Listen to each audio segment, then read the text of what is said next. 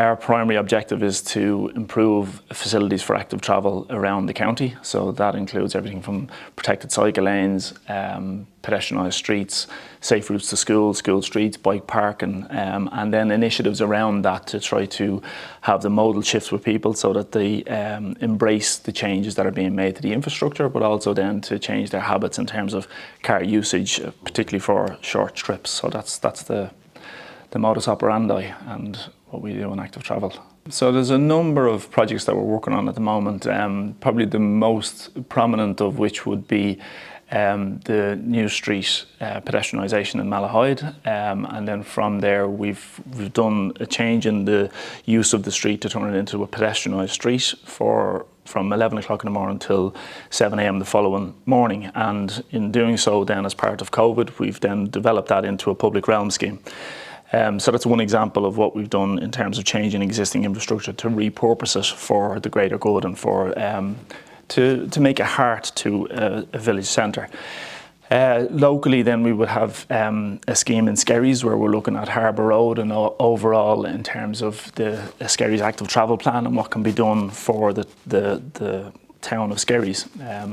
Closer to Balbriggan then we'd have a number of schemes going through Balbriggan, so that's the Harry Reynolds Road would be one scheme that's being done by our Planning and Strategic Infrastructure Department, and quite an extensive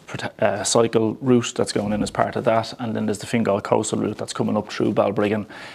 coming from Donabate all the way up the coast through Balbriggan and north of here up to the border basically between ourselves and Louth. So there's quite a lot of schemes that are ongoing at present in both North County Dublin and in the Greater Dublin area generally. They are well received when there's, I suppose, a benefit that can be realised by those people that are looking for changes to happen. I think there's a big difference between when a scheme is presented to people versus, you know, people are requesting a scheme to be brought in. And oftentimes what happens is that people react quite vociferously when it is a change that's feels like it's foisted upon them. So, and because there's a reallocation of road space, so they will see parking as being a significant issue in the town from the point of view that they need more parking. But on the flip side of that is there's only a certain amount of road space, and by reducing the amount of parking, you actually increase the footfall or usage that you can make of the street that's there, and make it a much more productive space, whether it's for outdoor dining or for protected cycle lanes, widened footpaths, you know, facilities for people to actually have more mobility and to get around easier, and reduce the car dominance. The car has kind of come on in the last 3 decades where it's accelerated in terms of its usage and prominence in particularly our towns and villages where it's dominating that space. So getting back to a place where the towns and villages are recaptured for people as opposed to for basically a parked vehicle, in essence a box taking up space that is occupying an awful lot of the road space and is idle for upwards of 90% of the day. The reallocation of space to remove the car parking, it tends to be it really hits a nerve in town centres in particular, because people see it as the focal point and they need to get as close to that location. But what we've done in our research and analysis of towns and villages, that we found that there's ample parking within quite a short walking distance from the town centre. And by looking at overall what the parking quota is versus what its utilisation is, you find that it's only at a peak for quite a short period of time in the day. So you end up with a lot of space above the curve essentially that is empty. And you only get a peak in terms of the usage of that car parking space. So it's not the best utilisation of space.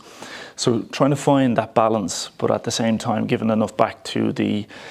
public or, you know, the general community that they feel like there's a win out of this. But oftentimes it's the demonstration of that reuse that is required to convince people that no, this is actually a good thing for our community, for our town or village, for the businesses, and that's where the transition can be quite difficult from a public interaction point of view. Of all the things that came out of COVID, one of the benefits to it was probably the opportunity to realise that there's different opportunities to be had with the space that's available. up to which point that dominance of the car and car parking and so on was so prevalent that it was only going in one direction, and it was nearly like a reset, and gave us the opportunity then to see when we were forced into a situation that we had to make space available for people, whether it was queuing or social distancing or whatever the case was, that we looked for those opportunities and then implemented the schemes under emergency measures. And that gave us the ability to be able to see that this space can actually be repurposed and reused, and it can be a better element for the community overall, rather than what it was being used for up to that point. And in essence, nearly going back in time to the time when cars weren't as dominant as they are, we kind of nearly had a sleepwalking scenario into car dominance. And then we had to reset, which was really good to see. You know, you can actually see what the infrastructure has the capacity to do, particularly where there's multiple roads and you have opportunities to redirect traffic and get more efficiency out of a system rather than all roads trying to do all things for all people.